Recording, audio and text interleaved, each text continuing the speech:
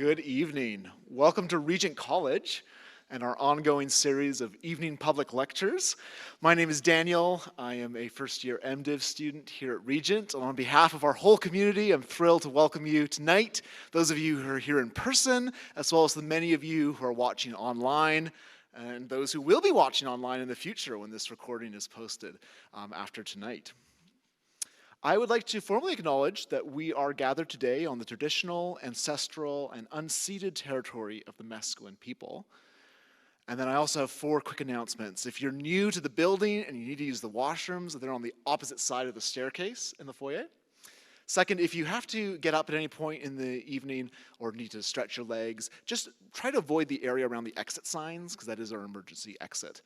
So keep that clear. And then third, if you could silence your phone so we don't get any distractions during tonight's lecture. And then finally, speaking of phones and technology and all that, if you haven't done it already, please head to rgnt.net/subscribe.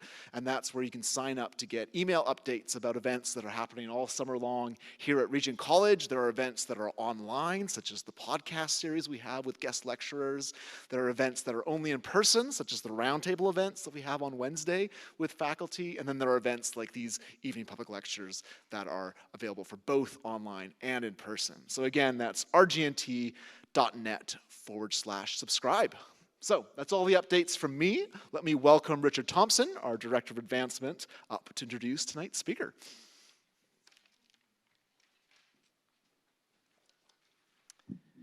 Thank you, Daniel, and good evening, and welcome to Regent College and to this evening's lecture with Dr. Karen Swallow-Pryor. Real delight to see many of you gathered here in person. For those who are new to a Regent evening public lecture, let me just explain the format. In a moment, I will introduce our speaker to you, but first I'll just let you know how the evening will flow. Karen will lecture for approximately 50 to 60 minutes. We will then follow that with a Q&A, question and answer period that will last approximately 30 minutes with our intention to be done by 9 o'clock Pacific time. And for those who are online, you can submit your questions for Karen at questions@regent-college.edu. And I think that note will pop up on your screen, so look for that, and that's how you can get questions to us. And following the lecture, for those who are in person, there will be a short book signing with Dr. Swallow-Pryor in the Regent bookstore, and you're invited to stay afterwards to buy some of her books, to meet her, but to keep in mind that she teaches a class tomorrow morning, or not, tomorrow afternoon, so we want her to get home at a decent hour and get a good night's rest. Well, it is a real delight to welcome Dr. Karen Swallow-Pryor to Regent. Her first time to Regent, her first time to Vancouver, so later when I ask you to welcome her warmly, please give her the warmest Vancouver welcome you can muster. But let me tell you a little bit about her. She is the research professor of English and Christianity and Culture at Southeastern Baptist Theological Seminary. She is the author of the following books: Booked, Literature in the Soul of Me, Fierce Convictions, The Extraordinary Life of Hannah More, Poet, Reformer, Abolitionist, and On Reading Well, Finding the Good Life Through Great Books. She is co-editor of Cultural Engagement, a crash course in contemporary issues, and has contributed to numerous other books, many of which are available for purchase in the Regent bookstore. She is the host of the popular podcast Jane and Jesus.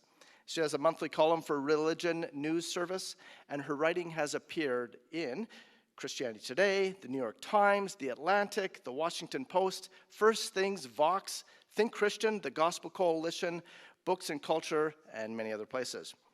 She's a contributing editor for Comment magazine, a founding member of the Pelican Project, a senior fellow at the Trinity Forum, a senior fellow at the International Alliance for Christian Education, a senior fellow at the L. Russ Bush Center for Faith and Culture, and is a former member of the Faith Advisory of the Humane Society of the United States.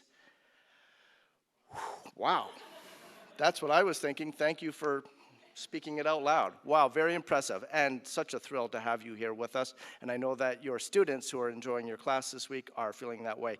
She is with us this week teaching The Mysterious Manner of Flannery O'Connor as part of our 2022 summer programs. She and her husband live on a 100-year-old homestead in central Virginia with dogs, chickens, and a lot of books. And she tells me she can see the Blue Ridge Mountains, so she lives in God's country. But she loves being here in Vancouver and has enjoyed our mountains and ocean and the weather that we've provided her thus far, which has been pretty good. And we pray it will continue to be good this week.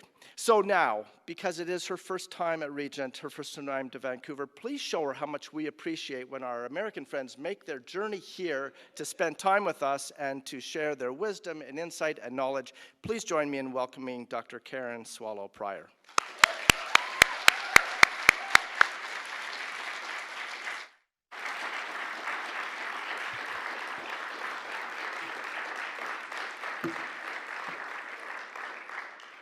Thanks so much. I just want to tell you before I present my lecture that this is actually based on my book in progress, which is due in about 7 weeks, not that I'm counting. So I'm furiously writing and revising and would love to have all of your feedback, all of your questions, all of your criticism during the Q&A, so I can hopefully make the book better, which, by the way, the book has no title yet. They're deciding it this week, but I've been sort of tentatively calling it the Evangelical Social Imaginary. I think that's the title of the talk, and I'll explain that as I talk. Many of us associate imagination with children's playtime, creative problem solving, and hobbits. For those of us who think of imagination in these ways, imagination might seem merely to be a fun but optional exercise, enjoyable but indulgent. We also tend to think of it as an individual ability or gift. Use your imagination, we say, or she's really imaginative, we might observe about someone else. Most of us aren't likely to think of imagination as something arising from our communal experience and exerting tremendous influence on our social lives, let alone on our religious beliefs and practices.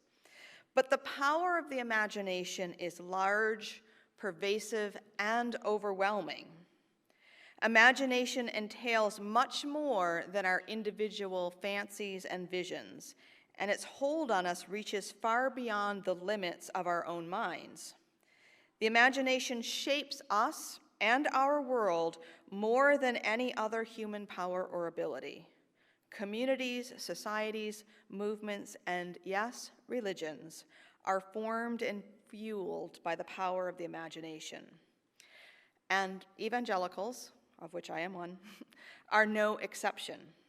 Now, this is not to suggest that the scriptures or the creeds or the cloud of great witnesses are imaginary, by no means. Rather, the evangelical imagination, like any imagination at the heart of any culture, has been forming a kind of people, and those people have been helping to form the world for hundreds of years. But what is the evangelical imagination? First, we must consider what the imagination itself is. At its most literal level, the word imagination refers to the mind's process of making an image, the act of imaging. In this way, imagination is simple. It's also very much an individual, solitary behavior.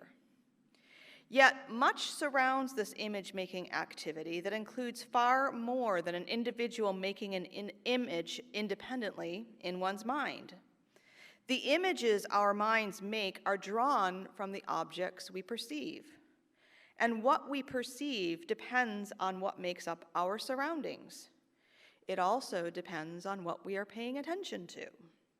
And what we pay attention to derives from a host of experiences, associations, emotions, and thoughts, practices, and habits. Do you have the habit of looking up when you walk? Then you will notice things above and around you. Do you have the habit of staring at your phone as you go through your day? Then you will notice far less of the physical things around you. Just as our dreams are filled with the things that fill our days, so too is our imagination formed by the things we perceive.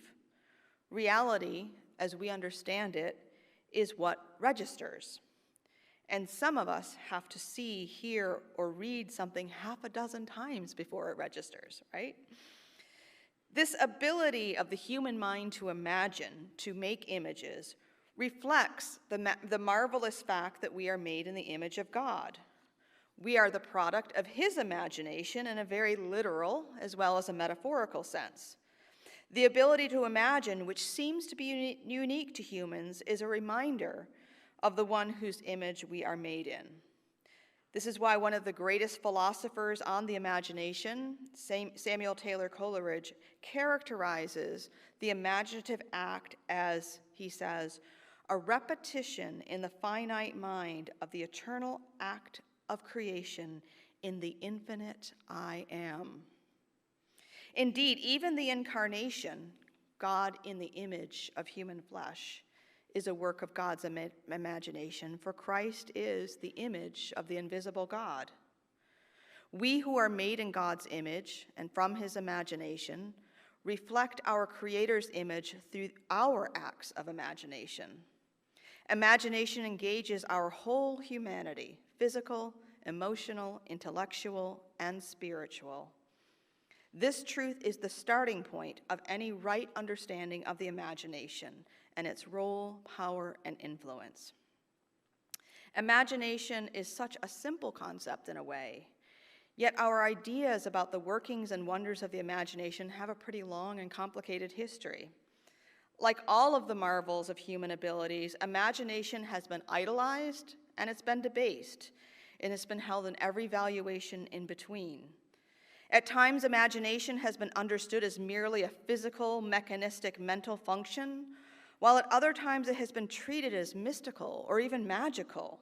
Indeed, from the myth of Prometheus to the creation and fall told in Genesis, to the prohibition against graven images given in the second commandment, the powers associated with the imagination were in ancient times often linked to human transgressions and to powers reserved for the divine.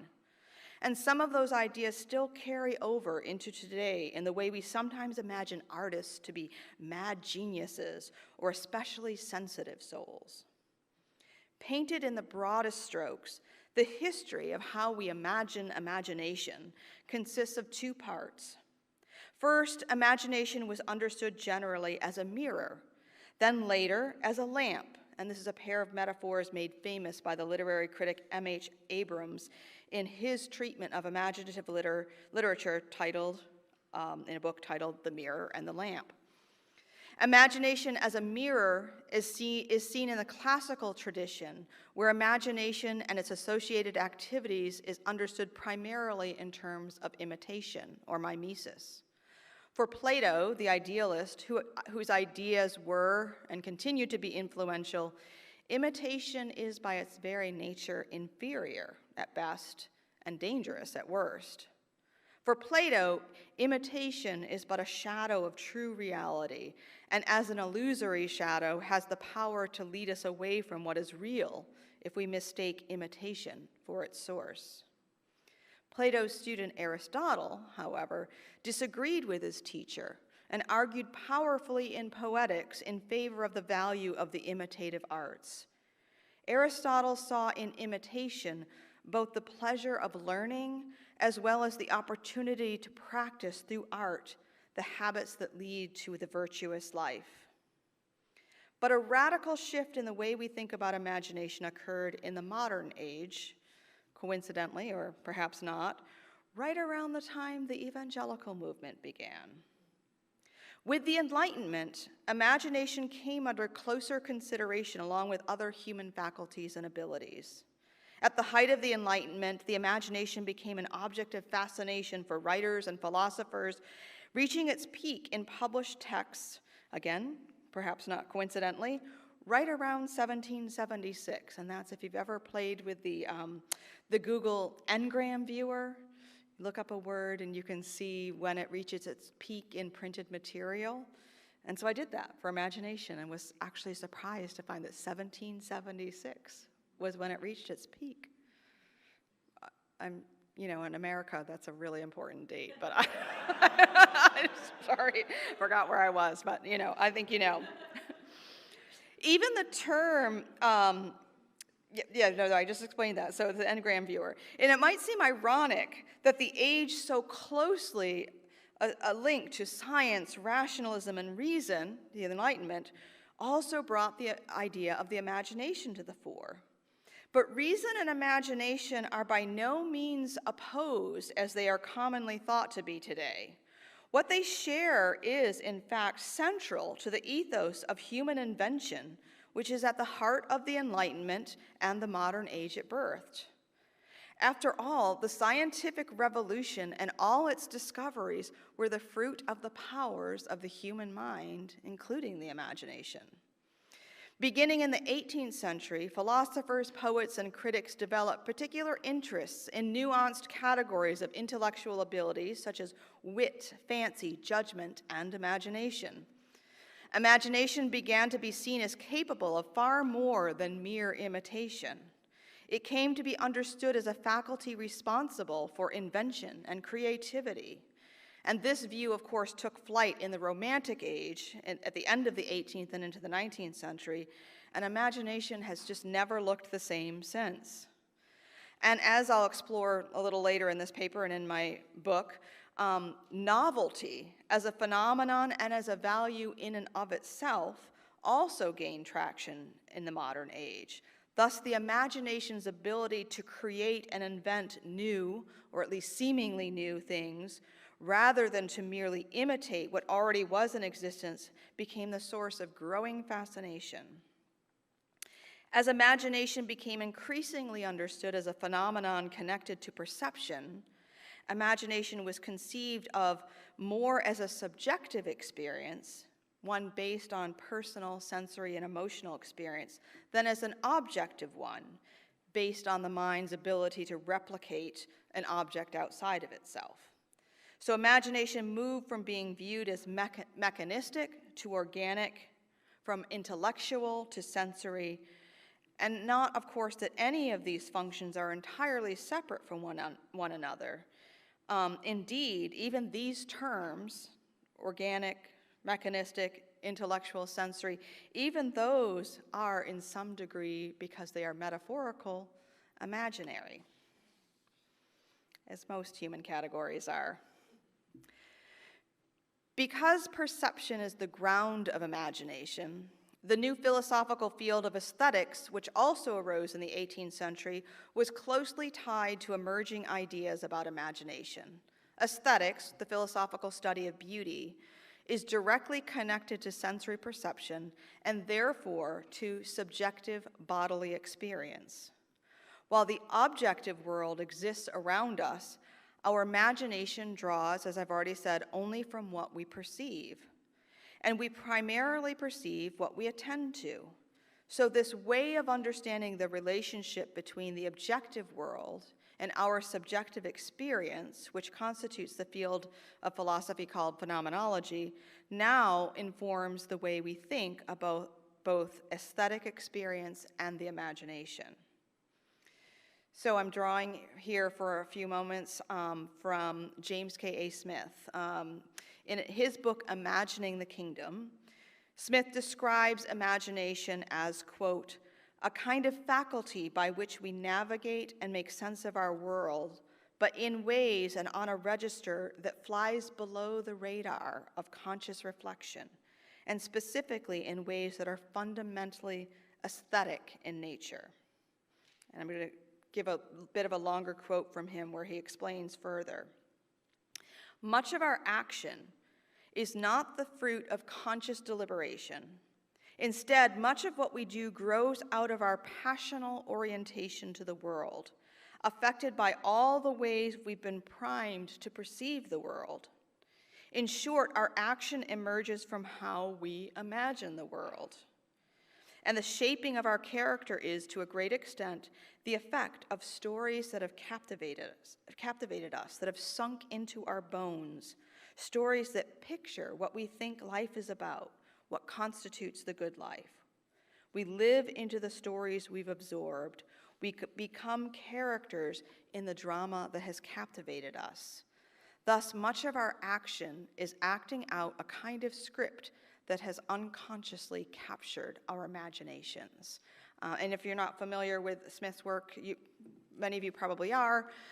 This quote is from Imagining the Kingdom, which comes after his book, Desiring the Kingdom, both of which precede Awaiting the Kingdom, his trilogy sort of on this topic. And if you want the short version of what he's saying, he has a book called You Are What You Love, a title that just really captures what we're talking about here.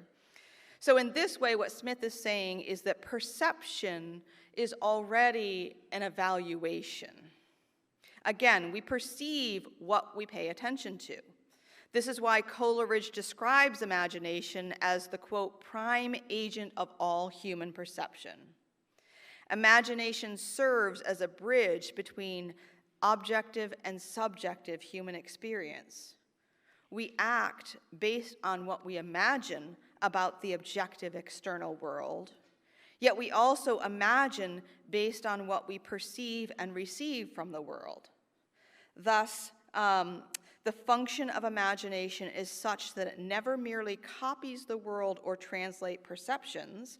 It is a constantly active and creative faculty that shapes the world we perceive and that uses our hopes, fears, and other emotions in that shaping.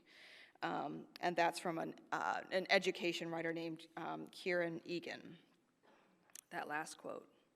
This meaning-making function of the imagination connects it to religion, because religion is the ultimate source and arbiter of meaning. Because imagination creates images out of the chaotic influx of our sense perceptions, it constitutes, according to Janine Langan in The Christian Imagination, our fundamental mode of insertion in the world. And thus, that in itself has deep religious implications. So clearly, if you've hung in with me so far, imagination is not simply making an image in the mind, the way many of the 18th century philosophers thought of it. The images we make are drawn from what we attend to, and what we attend to are the things that already have meaning for us, things that create more meaning too. The images we make arise from and make meaning out of our lives. It is impossible, then, to separate the role our religious belief has in directing our perceptions and meaning-making, and the role our perceptions and meaning-making have on our theological understanding. So, now I'm going to talk about the imagination and the social imaginary. These theological implications of the imagination are both individual and cultural. As I just talked about, imagination as a reflection of God's image in all human beings is suggestive for how we treat the work of our own and others' individual imaginations. Our own individual imaginations create dreams for the future, plans for our next vacation, conjectures about the meeting our boss suddenly asks us to come to tomorrow, and countless works of music, poetry, and art. That's our individual imagination. But collectively, the works of our imaginations reflect and create entire cultures.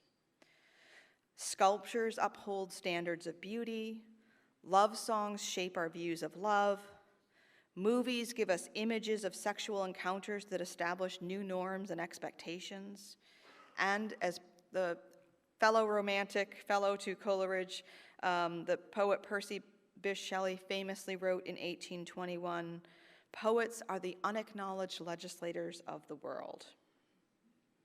While the work of imagination contributes to the making of a culture, in turn, provides individuals with a precognitive framework, a framework which includes unconscious, unarticulated, and unstated underlying assumptions, which directs, shapes, and forms our thoughts and desires and our imaginations in ways we don't necessarily recognize. I packed a lot into that sentence. I'll work on that. Okay. I'm drawing here on the philosopher Charles Taylor, who calls these frameworks, I'll repeat that, these frameworks which include unconscious, unarticulated, and unstated underlying assumptions, that's a lot of uns there, Charles Taylor calls these frameworks social imaginaries.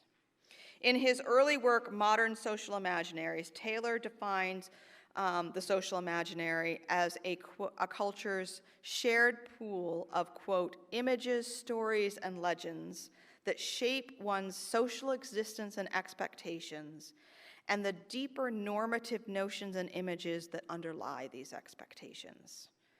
The social imaginary forms a common understanding that enables us to carry out the collective practices that make up our social life. This understanding, Taylor says, is both factual and normative. That is, we have a sense of how things usually go, but this is interwoven with an idea of how they ought to go.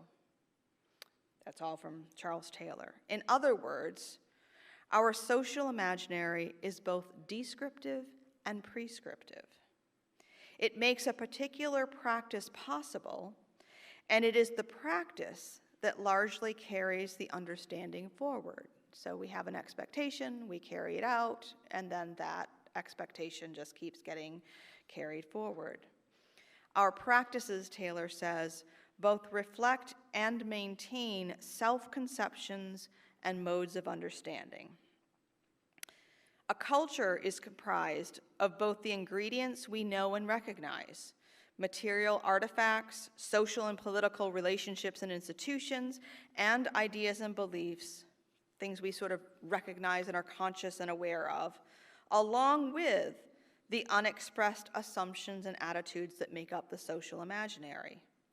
The autonomy and agency that this modern age has taught us to believe in, which is part of our social imaginary, fools us into ignoring the fact that we are shaped by the culture in which we exist in ways that can be difficult, if not impossible, to recognize.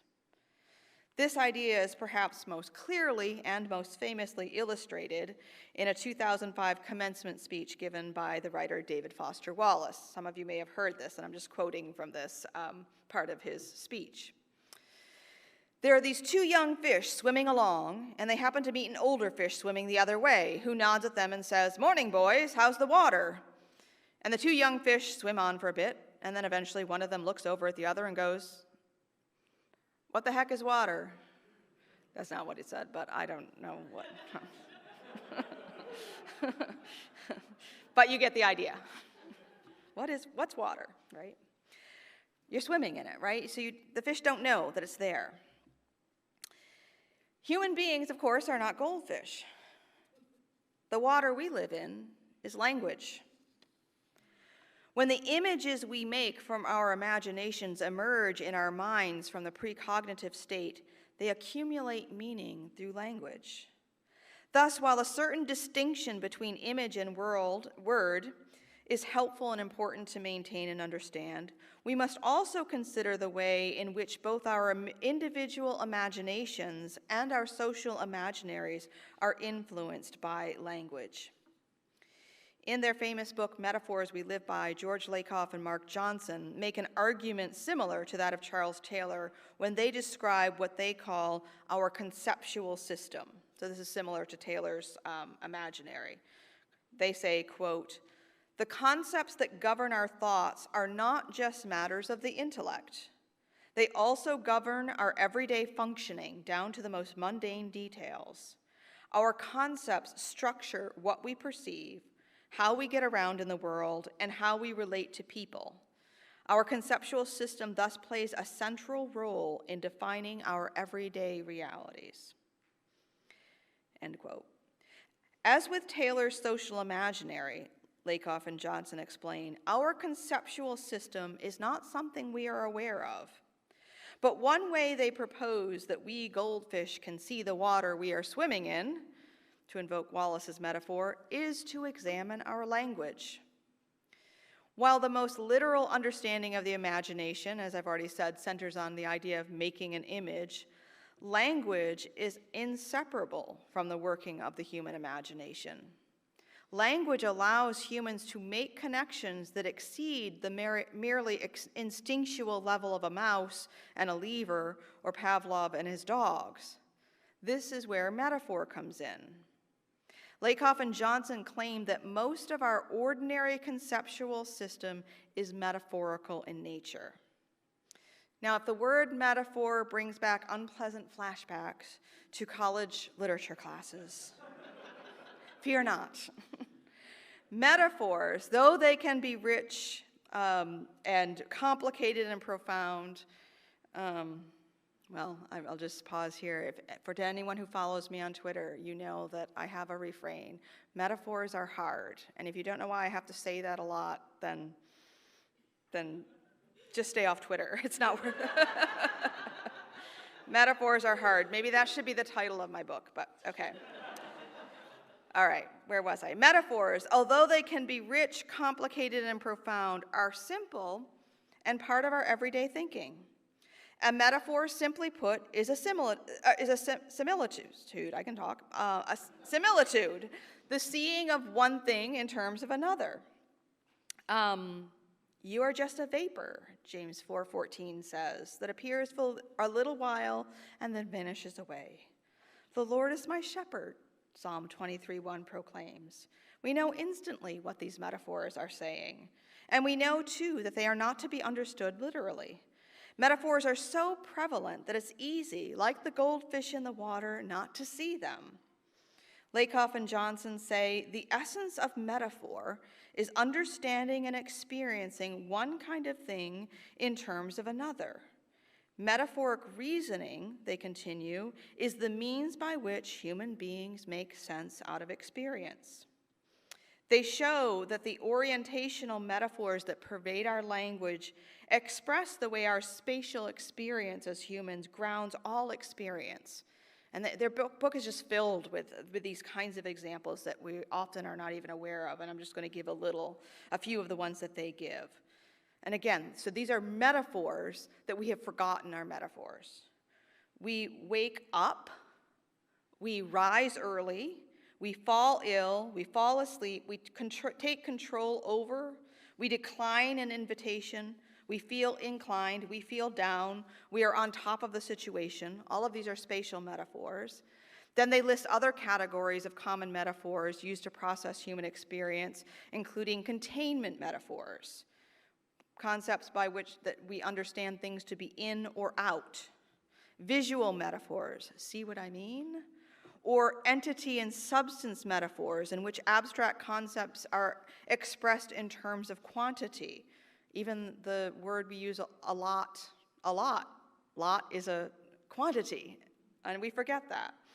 And then they go on with other metaphors, more specific ones such as personification, metonymy, and countless others of speech. So if you're into that kind of thing, that book is just filled with examples and explanations of how our language, well, some, including myself, would say all language is metaphorical, but that might not be something we're ready for yet. Okay.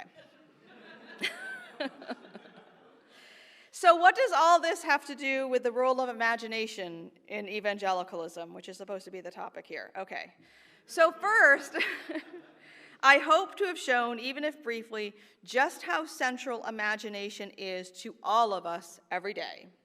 Imagination encompasses far more than creative works of art or ingenious inventions, the sort of things with which we tend to associate the term imagination.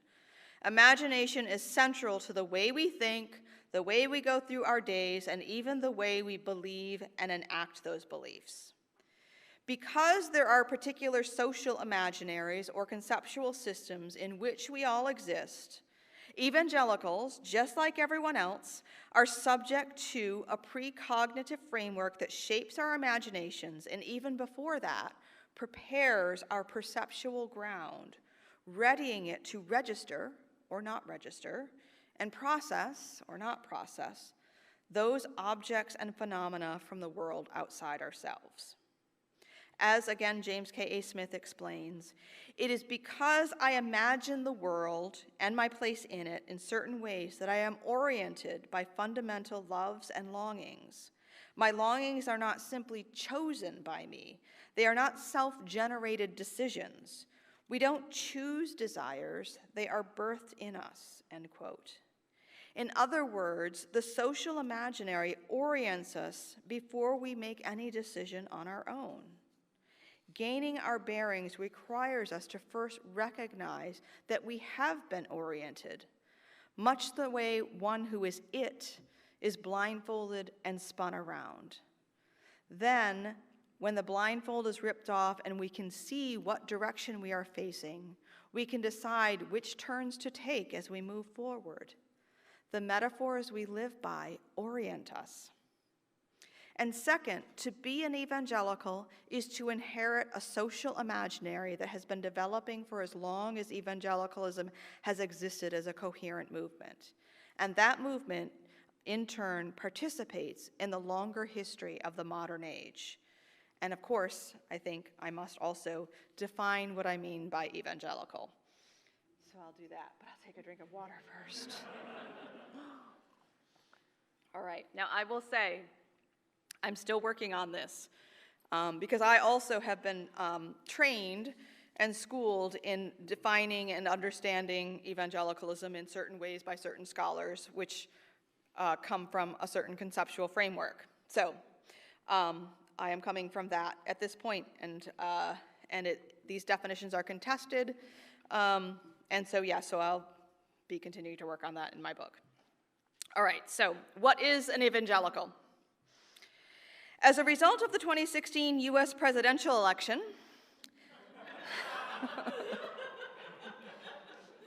the term evangelical for many has taken on a new and to some unshakable association with American politics.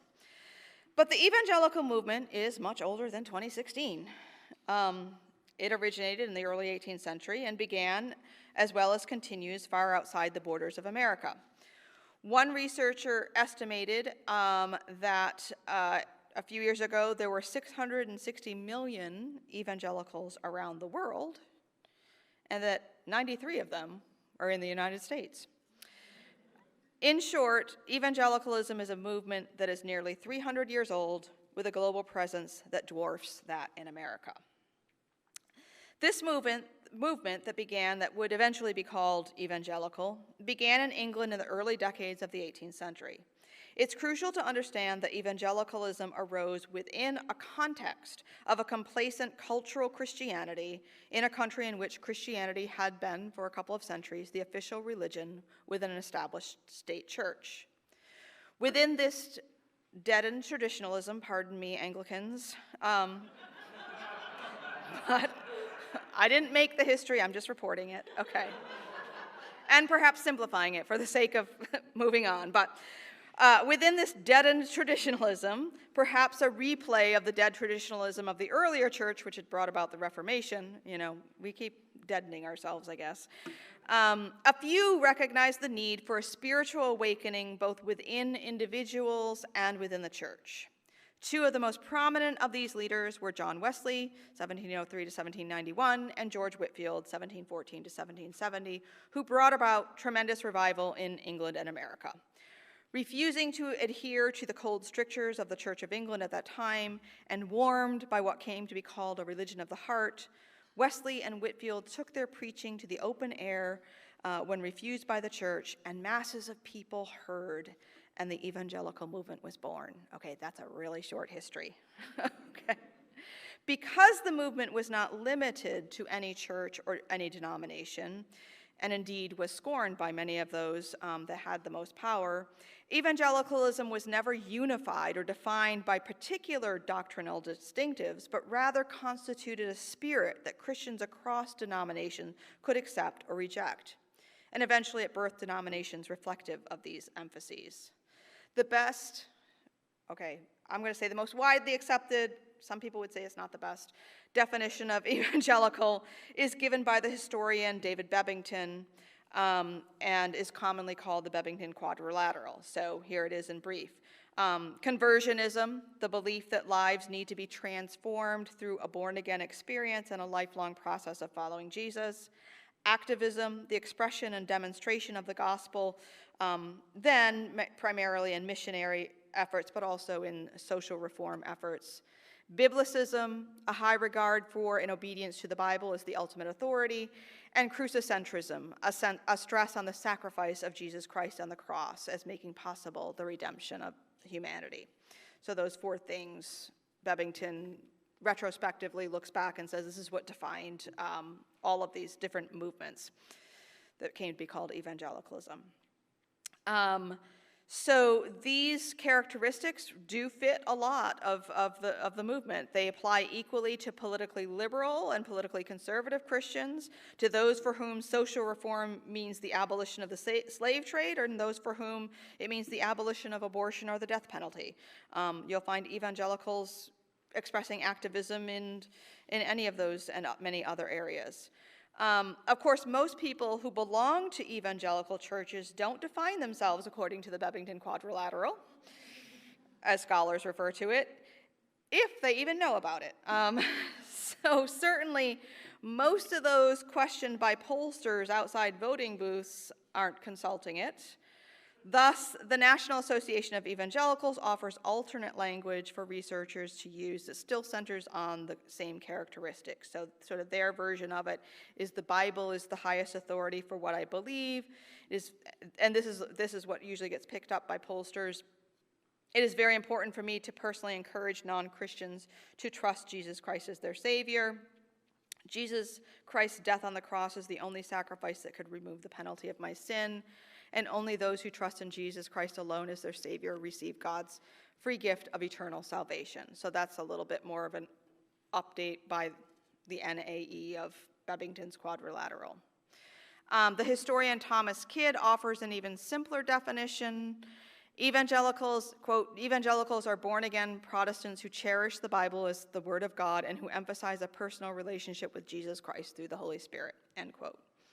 So in general, these definitions, while wide, set evangelicals apart from other Christian denominations, including Catholics and traditional mainline denominations, and any traditions that elevate personal experience or revelation above Scripture. Now that's strictly speaking. There's obviously a lot of overlap. So it is perhaps a paradox that this religion of the heart, as it was called early on, was born from the age of reason. Evangelicalism is a product of the modern age almost as much as it is a move of the Spirit. Indeed, it was a move of the Spirit suited to the times for the modern age, which, like evangelicalism itself, emphasizes the new and improved and individual experience, the authority of the written word, and the promise of progress. Because of the way in which the word evangelical has become connected with partisan politics in recent years, some are questioning whether the label has reached the end of its usefulness in the church, while some are choosing to reject the label altogether. But regardless, I would say, as Shakespeare's Juliet did, a rose by any other name would smell as sweet, whether you want to use the label or not. So there still exists a group of Christians across denominations here in America and around the globe for whom Christ is personal Savior, the Bible is God's authoritative word, and who believe Christianity can change lives and believe that message is worth sharing. So that's, I guess, the essence of it within historical context and today. We have a history that cannot be rewritten, but that history can be better understood in the present and for the future. And while there are many approaches and angles to consider in understanding that history, one that has not been examined often or closely enough is the evangelical imagination. And again, by this I really mean the evangelical social imaginary, that collective pool of ideas, images, and values that have filled our books, our thoughts, our sermons, our blog posts, and our imaginations, and have thereby created an evangelical culture. American evangelicalism is shaped by a social imaginary that reflects the longer history of the movement as well as more recent history. Even before the countless headlines about evangelicals around the 2016 election, evangelicals in America were making history and forming their social imaginary. Early in the 20th century, the American evangelical movement gained traction as a sort of middle way that emerged between the fundamentalist liberal split. In the midst of those controversies, evangelicals staked out a spot within American Christendom that claimed an adherence to traditional orthodoxy, which liberal Christians increasingly questioned, while attempting to eschew the anti-intellectualism that characterized the fundamentalist movement. Those Christians who rejected both fundamentalism and mainline liberalism began increasingly to call themselves evangelicals. The ingredients of the modern imagination and the evangelical imagination may not be universal or eternal, but they are pervasive and formative. The elements of the social imaginary of the evangelical movement that I explore in my forthcoming book in a little bit here are not exhaustive, but I'm saying that they are representative and central to what has formed the evangelical imagination for 300 years. In her book, Apostles of Reason, Molly Worthen examines the history of ideas, particularly regarding authority, that has formed American evangelicalism as we know it today. She sees as central to evangelical existence the tensions inherent in a movement emphasizing individual subjective experience, but one that is also based on the external objective authority of God. So evangelicalism emphasizes both of these, God's objective authority, but our individual subjective experience of it. By Worthen's account, evangelicalism is characterized by competing claims of authority, resulting in what she describes as a fraught relationship between reason and imagination. She writes, "If American evangelicals do not share a single mind, they do share an imagination." She goes on to say that rather than speak of an evangelical mind, as many historians and critics are wont to do, Worthen suggests that it may be wiser to speak instead of an evangelical imagination. And by the way, this is like at the end of her book. This is how she closes it. So I'm kind of picking up her challenge. She explains, quote, "In every individual, the imagination is the faculty of mind that absorbs ideas and sensations as fuel to conjure something new. It is a tool for stepping outside oneself or plunging into egocentric delusion. But we might also speak of the imagination that a community shares, no matter how furious its internal quarrels, a sphere of discourse and dreaming framed by abiding questions about how human beings know themselves, their world, and their God," end quote.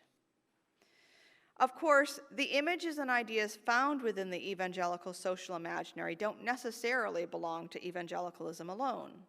Some, in fact, are part of the larger social imaginary, modern social imaginary, and have become part of the evangelical imagination because evangelicalism is, as I show in the book, a product of modernity. And because I am writing within the current evangelical context, some of these ideas may be as representative of America as they are of evangelicalism. The fact is that 21st century American evangelicalism can hardly be separated from either the modern age or the American dream. As Willie James Jennings puts it in The Christian Imagination, Christianity in the Western world lives and moves within a diseased social imagination, end quote. Wherever our imaginations are informed and formed by modernity, romanticism, Victorianism, or any other ism other than the tenets of our faith, this disease will fester. We must tease out the elements of the evangelical social imaginary in such a way that those that are truly biblical can be better distinguished from those that are merely cultural. This is not to say that all culture is bad or good. Human beings exist in culture, and that is by God's design. I mean, he could have just had us skip this whole part and just be in eternity or not with him. But here we are, in a culture. And nor are these images and ideas necessarily consistent with one another. In fact, they may contradict not only each other, but even at times more clearly biblical ideas. But this is the nature of a conceptual system. The precognitive notions that populate our imaginations come from various sources and take various expressions. The social imaginary or conceptual system is similar to what we might encounter during a commercial break on television. During those 2 or 10 minutes, we might see ads for fresh pizza, the latest model sports car, a financial investment firm, and a bikini-clad woman enjoying a Caribbean cruise. There's no logic to tie these tantalizations together, except that they do indeed aim to tantalize. They even work against one another, in as much as pizza works against the bikini body, an expensive car depletes finances, right? There's no logic there, but all of the images seep into the viewer's imagination, leaving the mind consciously or unconsciously to work them out or not work them out. Thus, our very desires are ordered, if not produced, by the power of our imaginations and the social imaginary that is our context. So here I'm just going to, in the last few minutes, give some examples of the things I'm talking about, the things that I'm identifying as the central sort of ingredients of this evangelical social imaginary. One of the first that I've already alluded to, because it comes from Bevington's Quadrilateral, is conversion.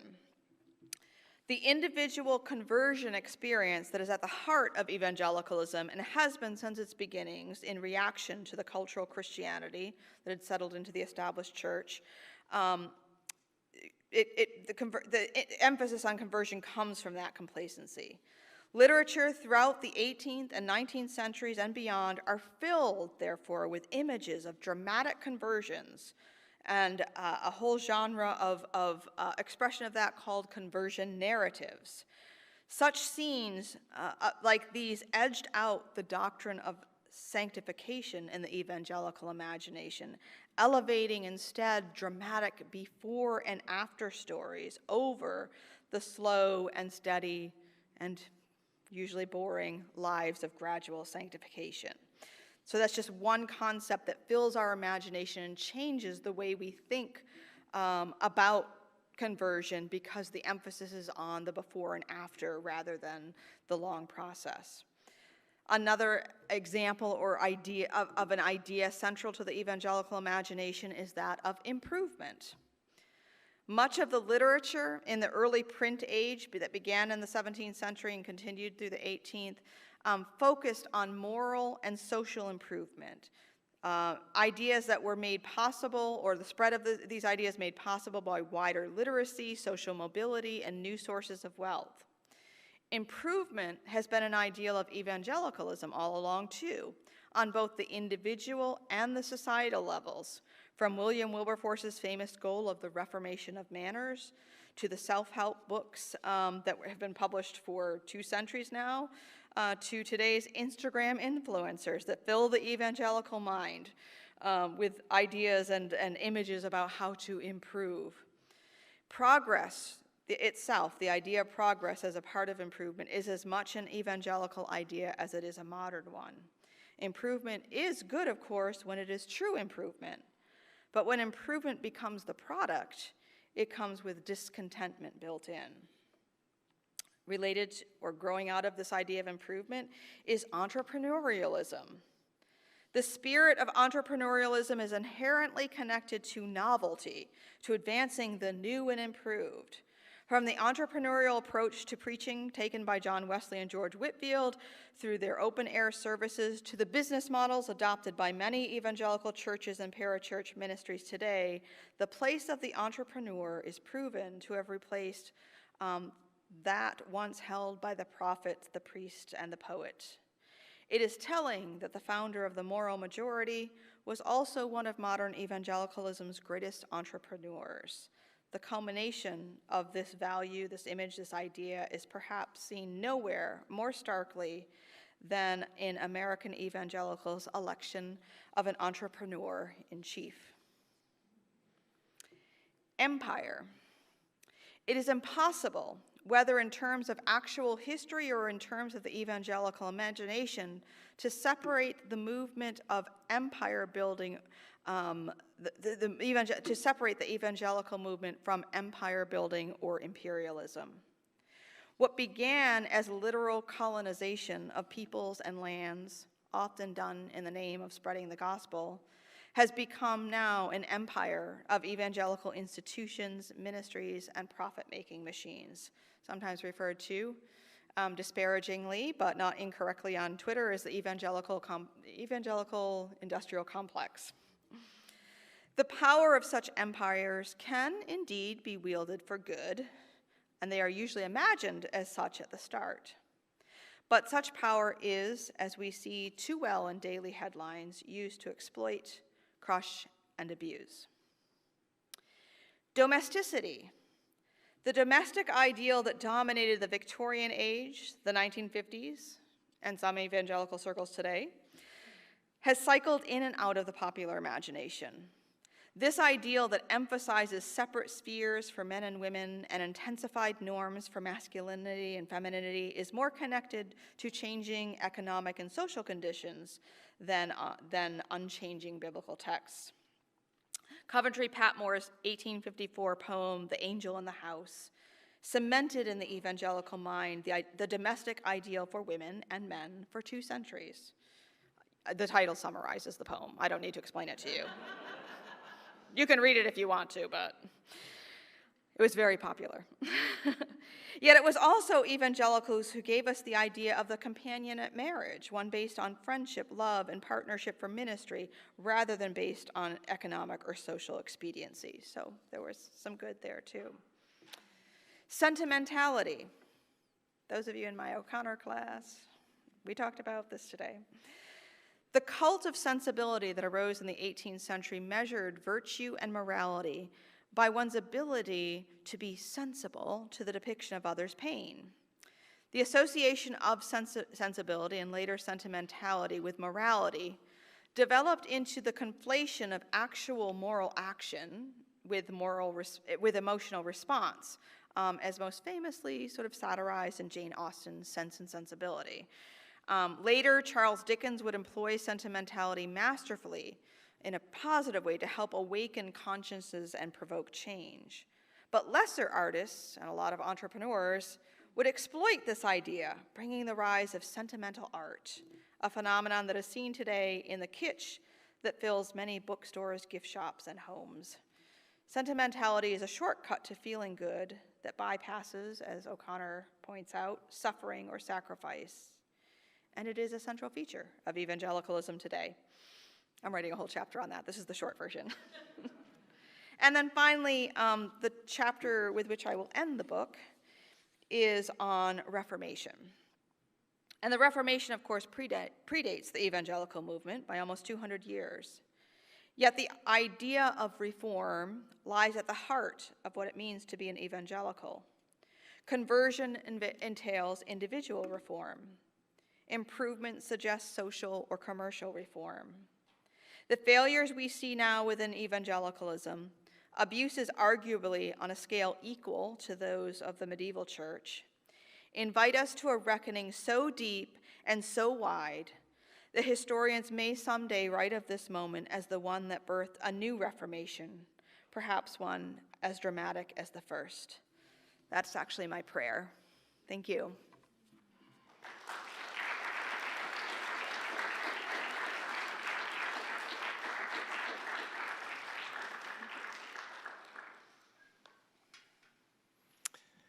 Thank you, Karen, and thank you for ending that lecture on that wonderful note of your prayer for a reformation. What a wonderful, enlightening lecture, and truly enjoyable. I can't recall the last time I saw a Regent audience have so much fun and enjoy a lecture. That speaks a lot to your wonderful sense of humor, but also to the great content that you've delivered, so thank you. Tonight, I've already spotted at least 2 members of the Regent faculty, at least 2 visiting scholars and professors, some of our brightest students, some of the most imaginative writers and artists in this community. So I'm guessing there's going to be a lot of great questions. High expectations here. Sorry? And high expectations. High expectations. And wow, none other than our very own president, Jeff Greenman, has rushed to the mic. And I think that's because he's so used to hosting these where he gives the first question, he's thinking that's what he's still supposed to do. But I will call on him in just a minute. Let me give directions. If you have a question, please approach one of the two mics on either side of the room. For those of you who are online, again, the email address is questions@regent-college.edu, and Daniel will wave to me and let me know that he has a question, and he's already moved to the mic, so is that meaning there's already an online question? There is. So Daniel, let me ask you, who would you like to go first tonight, this online viewer or our president? Oh, absolutely, Jeff. Definitely. Okay. Yeah. So I will defer to our president. Jeff, you may have the first question of our lecturer. Thank you. Thank you very much. Karen, that was marvelous. Thank you. We all enjoyed that and learned a lot, and it's very stimulating. I've got to read the book. So I've got to write the book. May your next 7 weeks be truly blessed with writing. This is to tie together some of those elements you were just ending on, describing the water that we evangelical fish have been swimming in so much, and put it in the context of sort of comparison or contrast with Flannery O'Connor and a Catholic imagination. So sometimes we know our own imagination by looking at some other ones, and doing the work that you've been doing on the book, but also teaching O'Connor is an interesting kind of juxtaposition. So how would a Catholic imagination be different from this evangelical Protestant imagination that you've been spelling out? And do you have Connor-inspired insights to share about that? Yeah, no, that's a good question. We actually talked about that a little bit in class today, and it's not as though there's an entire separation between a Catholic imagination and evangelical imagination. And I would say I think part of what it means to be postmodern or late modern in a good way is that there is a lot more feeding of one another, I think. And so I think O'Connor's Catholic imagination is generally just described as being incarnational, sacramental, and anagogical. Those are the three main terms that are used. And Protestants have a pretty good grasp on the incarnation as a doctrine, but I don't know that we always know how to apply that to what that means for the imagination, what that means for understanding the material, physical world as a good thing. So you'll see in a lot of evangelical spaces the emphasis on the spiritual. So, at a school or university, I won't name any, but like at any evangelical school, you might have like a spiritual emphasis week where you bless all the people who want to go into ministry and ignore the accountants and the artists, because their work isn't as important. I'm just, that's not me. But we have this tendency to believe in a doctrine like the incarnation, but not to understand or imagine the implications of that for the everyday world. And of course, Catholics have sacraments in a formal way. And so if you understand some material things, physical things in the world being actual conduits of grace, then you have a different view of those tangible things. And anagogues and allegories are also sort of Catholic approaches to hermeneutics that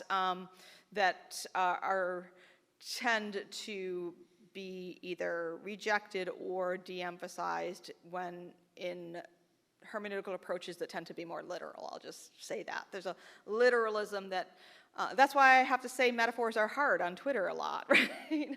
Because I used a metaphor that I wrote an essay on the abuse crisis last week, and one of the images that I used, it was kind of a prose poem, and I talked about, I was kind of giving a picture of a man in the church in power, standing on the stage under the lights, and I said that he had in his inner suit pocket a fat wallet made of human skin, because, well, it's a metaphor, and someone on Twitter said he didn't think that there were any wallets made of human skin, and he didn't believe it. So metaphors are hard. And so I think we've trained up an imagination in a way that makes it harder. So good question, thank you. Thank you. Daniel, go ahead with our online question. Yeah, we only have one question so far from the online audience, so those of you who are online, keep typing and sending them in to me. This question is from David in Melbourne, Australia, from the future, from tomorrow, Tuesday. Wow. Pretty advanced, yeah. And he's already quoting you with quotes, even though the book's not out yet, so this is an example of, yeah. But it's a good question. He said, he quotes you, "We must tear out those elements of the evangelical imagination that are merely cultural and not biblical," end quote. He asks. Wait, I want to say something. Oh. Like, that's almost like the thesis of my book. Wow. So it came through. Yay. Wow, okay, great. Well done, David. Okay, his question. How should this be done? By reading my book. There's a follow-up, and who should do it? Obviously those who read the book, right? It's Well, just- yeah, I'm writing it, so no. And then, do you have any examples of people or groups that have made progress in doing this? Okay, yeah, so how do we do I mean, this is, I quipped I'm writing the book, but like this is what what Christians have had to do since Christianity has been around, right? We should and have to and don't always separate biblical principles from cultural ones. I mean, that's just always been the challenge. It's not, we're not unique or new, but the particular challenges are. But I do think that things, I think that that we cycle through in phases where we have more cultural accommodation and less, and right now we're in one that has a lot. So it's not new, but it's pressing for our time. And so I think we begin by being the goldfish who recognize we're in water, right? So that it starts really with just understanding that what we don't understand, or that there are things that we don't see that are part of our underlying assumptions. And I think we can all do that. I think that the people that I see who are doing it, that I'm learning from, are those who are not in the most powerful communities, those who have been oppressed and in the margins, because they see things differently than we do. And so if we are listening and paying attention, then we can see the water that we're swimming in that maybe is not available to others. And that includes also abuse survivors, who are some of the most humble and hopeful people that I've had the opportunity to meet in the church in recent years. So that would be what was the third question? Who's going to? Yeah, examples, groups. You nailed it. You're good. Oh, okay. Yeah, all good. right, there we go. Okay, Yeah. thank you. Rachel. Hi, Karen. Thank you so much for your lecture. Really appreciated and enjoyed it, as I am someone who grew up in the Evangelical Church in America, so very relevant conversation that I find myself to be a part of. My question, I'm still trying to form it, so apologies for taking a while to get it out, but it has to do with some of the examples you gave, conversion, improvement, etc., and recognizing that because evangelicalism is so steeped in modernity and the American dream, also recognizing the influence of secularism within that. And so and this kind of comes to your question that the gentleman online was drawing at too. By whose authority do we use to help tease out those elements of cultural versus biblical?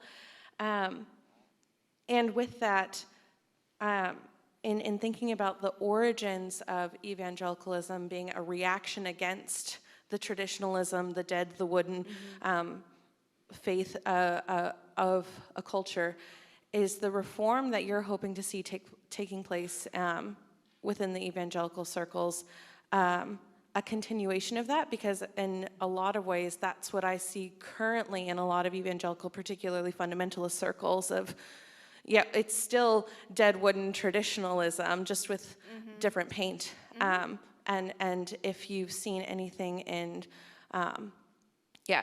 trends in liturgy and denominational shifts, and just what you've been able to observe with that. Yeah, I think a lot of the shifting that we see going on, whether it's, from one denomination to another, from a non-liturgical tradition to a liturgical one, a lot of that is kind of an effort, I think, to to get out of the water, maybe, and you know, that I am heavily influenced by Charles Taylor, and what he demonstrates in his, you know, biggest work, A Secular Age, is that secularity and modernity kind of go hand in hand. So we live in a secular culture because it is, you know, because of what modernity is, and so even being a Christian or a believer in a secular age,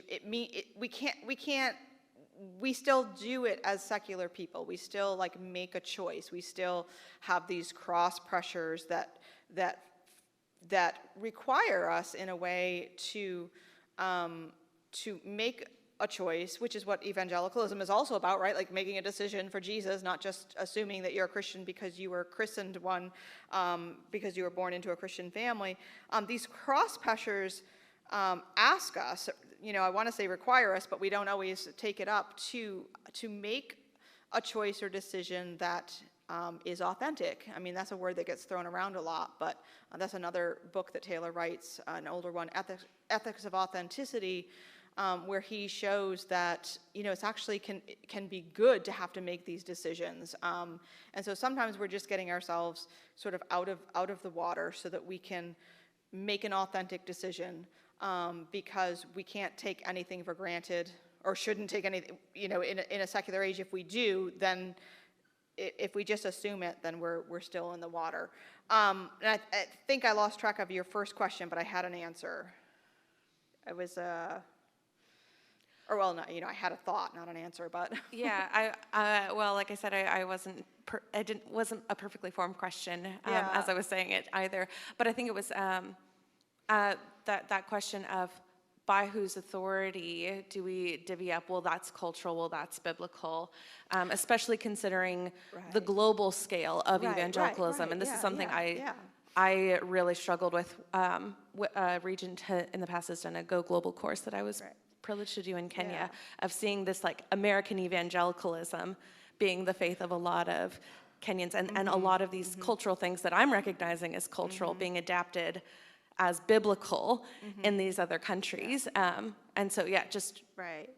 Yeah, I mean, I think if I'm understanding your question correctly, I mean, this is why there's a church universal, right? This is why we are the church body, the church, you know, here on earth now, and the church that has gone before us is supposed to be part of our community, and we learn from one another, we dialogue from one another. And so it's a very simple but helpful test for me has been, as I'm thinking about things like, well, is this true of Christianity in all times and all places? You know, so some of the things that we have that are preferences or understandings, if that's not true for Christianity for my brothers and sisters halfway or all the way across the globe, then it can't be true for my Christianity. Now, we have to put that in some tension. We all are part of a culture, and so we have to sort of live in and be responsive to that culture, and sometimes that means, you know, that we are correcting something that's going wrong in our culture, but that doesn't negate, we still have to balance that with being informed and in conversation and being taught by brothers and sisters around the world. And so if something about masculinity and femininity is not true of my brothers and sisters for Christians across the globe, then it must not be biblical, or, you know, it must not be God's word. So that's why we have, you know, God put us in cultures, so I think we're supposed to learn from one another in that way. I don't know if that answers your question, but yeah. Oh, that's great. Thank you so much. Thanks. Did you have a question? Please. Thank you. Thank you, Karen, for coming. It's been such a pleasure to listen to you in person. I identify as a fangirl, if you will. Thank you. I have kind of a muse and kind of a question. I'm Anglican. And so it was fascinating for me to hear that short description that you gave of like how. Can you step just a little closer to the mic? I'll probably hear. Yeah, okay, there. So I'm Anglican, and I really heard you when you were talking about evangelicalism emerging from this dead Anglicanism that was in England at that time, and then you referred back to, well, that happened at the Reformation. So I thought that was a fascinating observation for me to muse on. But the other thing I wonder about is, as we've seen these sort of the church deadening, and then these other efforts to revive the faith come out of that. It seems to me that we somehow lose imagination, like a rich, deep imagination in those processes. And by that I mean, like, we no longer have epic poets like John Milton or Chaucer or Dante. We also don't have art like Michelangelo.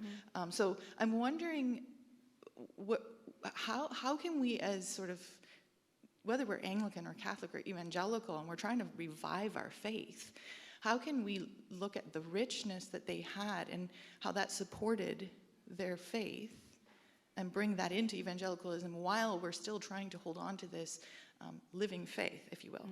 And I have a second question around that, because I kind of am a bit of a Latin nerd. And the Because thing what? I'm sorry? I'm a Latin nerd. Oh, okay. I love Latin. I love Latin. Okay. Okay, and as we've seen evangelicalism emerge out of England and move into America, that's all happened around the English language.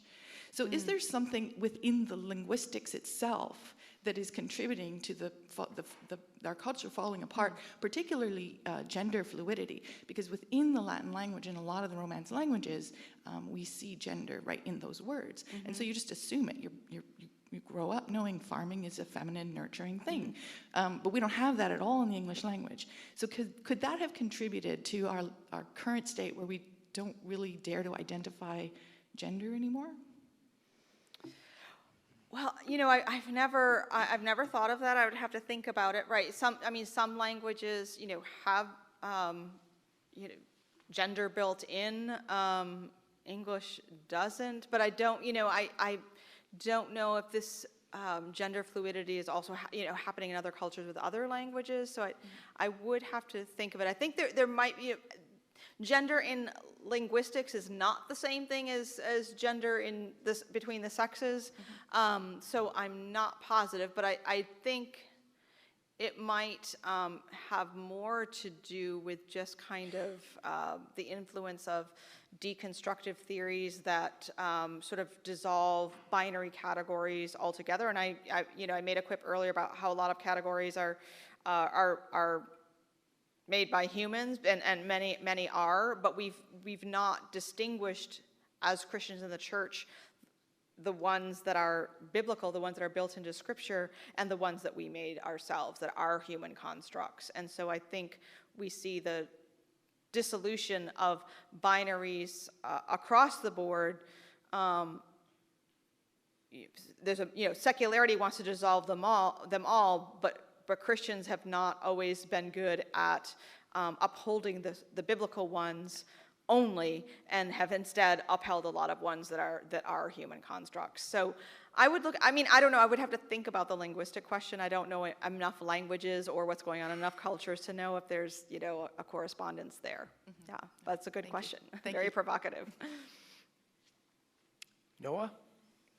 Hi, I wanted to ask about some of the differences between maybe these pathologies of the evangelical imagination and how you resolve them, because I imagine that a gentle process of correcting a baked-in issue to the evangelical imaginary will look quite different than rectifying maybe a hijacked aspect of the evangelical imaginary. It's hard for me to tease out which one of those would be which. I mean, I can think of, like the Weber hypothesis, right? It goes like, oh, well, consumerism's baked in, right? But it's kind of up in the air now. How would you think about going gently to get rid of those two different types of issues within the evangelical imaginary? No, I think that's the question I'm struggling with even as I'm writing and finishing this book, is the implications for some of these going wrong are greater and some are lesser, perhaps. And so I think, I guess I just see this book as kind of a start. I think, I've seen a lot of good work done out there on some of these issues, maybe from those outside the camp, and maybe a little more polemical, a little more controversial. I'm not sure. I guess what I think what I'm doing with this book, not that you're asking a broader question, but I'm answering for myself. I think for my audience and my readers and my world, I want them to finish the book recognizing that we're in the water. And maybe that's the first step, and then to then start asking the questions. Okay, so is the water polluted or not polluted, and is this the pool we want to be in or another pool? And so I really like your question, because I am struggling and thinking through that as I work through the next stage of writing. Is okay, so what do I want? Some of these things, when they go bad, they go really bad, and some of them are just like, oh, we could do better than this. And so I don't know if I'll have the definitive answers to those questions, but if I can get readers to start thinking about those then questions more broadly and more often, then I'll have considered the book as a success. So that's a very good question. Thank you. Please. Thank you, Dr. Pryor. That was really good, and I also am really thankful that you went over the history of just how we got to evangelicals today. So a common problem that a lot of people have with today's evangelicals is its connection to American nationalism. And oftentimes what we're seeing is that a lot of evangelicals put their allegiance towards their politician over God. Yep. And I'm curious how exactly we got to this place and what is exactly going on with our Christian imaginations system. Is it being compromised or being assimilated into just American politics? So, yeah. Yeah, there are certainly many people out there doing great work in this area, and all I can hope to do in the book and in the answer to your question is maybe just introduce a few ideas, and hopefully in my footnotes I'll refer you to the people who really know this. But where I plan to touch on this and raise some of these questions is in my chapter on empire, because I do think that it begins with this sort of imperialistic mindset of taking, it began in Great Britain. Great Britain was, the world's largest empire at the height of its power, and just the idea that their ways were superior, and that what they did to and for other people was inherently good because they were better. That's just I suppose any human group of any place could do that, but it happens to be that one, and so that is also baked in, because that's how America was founded as well, and so when America became the empire, then those things were baked in as well. So I can't answer. It's there. I'm not enough of a historian to answer the question fully and completely, but I want to talk about how the way it's kind of part of our imagination that we, it's something that I'm just really understanding and beginning to think about. And so hopefully I will, in my notes and references, refer to some people who are doing the work in this area. It's probably the example I plan to use in that is, just because it's very recent, or recently in the news, is the replacement theory and how that has become that's sort of a subset of Christian nationalism. And so in my last chapter on reform, I'll talk about different ways the imagination deals with reform. Like, one is the Reformation, which, as a Protestant, I'm happy for it. There's also a counter-Reformation that I think Catholics are happy with. And then there are other kinds of reform efforts, but they're sort of false reform efforts too. And I think Christian nationalism is a false or wrong way of going about some of the same things that a spirit of reform would attempt. So I don't know if that's helpful. Any comments or questions after that? Nope, that's good. Okay, Thank you. Thanks. It's a good question. Karen, at the beginning, you unabashedly identified yourself as an evangelical, and yet later you asked the question, has that label run its course or usefulness? For many it has, in part because of what's happened in the US, and people are shunning that title, and whereas most people are not yet saying, I'm a Bevington Quadrilateralist, they are choosing labels like post-evangelical.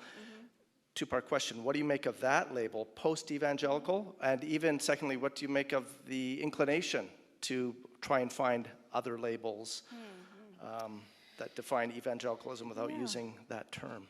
Great question. So in 2018, in full transparency, in 2018, I think it was published, I contributed a chapter to the book called Still Evangelical. And I think I was one of the, I was the most like adamant in the book going, yes, I'm still evangelical despite all the problems. And that was 2018, so not that long ago. But I think I've come since then to be more willing to concede that the term may be a barrier. Here's the thing about language. I'm an English professor, so I am, by definition, a prescriptivist in linguistics, right? I'm like, this is what the word means, and this is how you should use it. But I have to live in a descriptivist world, and so I'm really trying to understand language as changing and evolving, and definitions change, words change. It happens. And so I'm more willing to concede that that term may have outgrown its usefulness. Again, as I said here, kind of like, well, yeah, but you're still, you might not call yourself evangelical, but if you're a Bevington Quadrilateralist, then you are. And I will be honest, I have not really heard or paid attention to the term post-evangelical, but I like it. I'm going to think about it. Okay, thanks. Yeah. Daniel, do you have a question or an online question? And this will need to be our final question of the evening. Time? Yep. My question was sparked, it's my own question, and my question was sparked by your comment on conversionism as being opposed to, or edging out was how you phrase it, sanctification. And so I thought about it from the perspective of us MDiv students in the room, and it's a two-part question. How do we combat these kinds of cultural assumptions, especially around that one, in ways that are unhealthy? But then I was thinking about that, and I thought of Andy Crouch's first book, Culture Making, and just how maybe the answer so much isn't to combat, but how do we create a more generative and a more biblical culture in our churches and Christian communities than what you've been listing as these metaphors. Yeah, I mean, I think I think I said this in answer to someone else's question. We're always in a context, right? And so evangelicalism arose in a context in which conversion, and I'm speaking in broad terms, but conversion had been kind of forgotten or was overlooked. I can't even remember who there's a famous quote from like, I think it's 17th century, it might be 18th century, of like, oh, the parson's been converted or whatever. It's like this idea that like all these men were filling the pulpits and being ministers because that's what what they were supposed to do. If they weren't inheriting the family land, they would just go to Oxford or Cambridge and become ministers and get a parish appointment, whether they were believers or not. And so conversion was a much needed doctrine and experience to recover. But at some point, if we go too far, then something else gets overlooked. So it is like as it says in the Old Testament, knowing the times, right? So wherever we are in the church, whenever we are in the church, time, place, in our spot in history, we have to know the times and we have to know what's needed. And so there are corrections were made 300 years ago, and now we need to bring the pendulum back, and so to realize that it's not just about the dramatic story, it's not just about going forward at the altar call like 10 times or 12 times just to make sure, but it is about sanctification and perseverance, and the church, if I still think that we're emphasizing in general that conversion experience more than the discipleship and more than the formation. But again, a single pastor or church in a context may not be having that problem. So we have to be not reactive, but responsive and proactive in our time and culture. And so that is going to change from place to place in specific location and in larger context. So that will never change. Thank you, Karen. Thank you. Well, as is always the case at a Regent evening public lecture. We get the most thoughtful questions, and you have done brilliantly in addressing them. But thank you to our audience, both present and online, for your attendance, for your attention, and for your engagement with Karen. We're deeply grateful that you have participated this evening. Also want to give thanks to our worldwide family of donors. Their faithful and generous support makes it possible for us to offer these evening public lectures free, and so we're grateful for that group of people. If you'd like to become a Regent donor, at the very back, there's a little QR code on that table that you can just scan with your phone, and that will take you right to our donation page, so you could become one of those donors that make it possible for us to do this.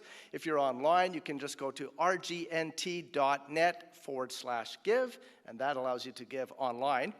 And for those who are here, if you have a little bit of extra cash in your pocket and you would decide that tonight was time well spent, as good as any latte you could have bought or any movie you could have gone to see, including Top Gun Maverick, which is breaking records.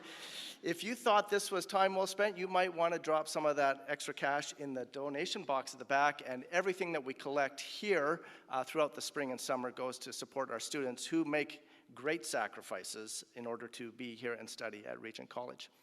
I want to remind everyone that the recording of this lecture will be available shortly, like maybe even within the hour or less than that. Go to our YouTube channel, youtube.com/regent-college. May I quickly just tell you about a couple of upcoming events that you need to know about, both of them happening on Wednesday. So, Wednesday at noontime, Karen will join with Tom Schwanda in a faculty roundtable conversation on Puritan wisdom for today. So if you enjoyed Karen, and if you're in Tom's class and you know how much you've been enjoying him, you might want to come to that faculty roundtable. That is only an in-person event. There's no online or streaming for that. 12 to 12:45 here at the college. But then Wednesday evening, we invite you to come back to hear Krish Kandaya, and Krish was here with us this evening. He was sitting right here. I think he left before the Q&A. But come back and hear Krish, who is a favorite of this community, who's been coming to spring and summer schools for years and has given a number of wonderful lectures. He'll be lecturing Wednesday evening, 7:30 to 9 p.m. here in the chapel and also online, on the topic of the Ukrainian refugee crisis, a practical and theological response. So I would invite you to join us for that. And of course, when I dismiss you from here, you're welcome to follow Karen, who will lead the way, so you're not going to stop her on the steps with your questions that you didn't ask. She'll lead the way to the bookstore, and you can join her there to buy some of her books, have her sign, have a brief conversation. So I invite you to do that. But I'm going to invite you to do one thing first, and that is to show our appreciation for Karen tonight. And I want to say this, Karen, metaphors are hard, but listening to you is easy. Well done. Okay, thank you, Karen.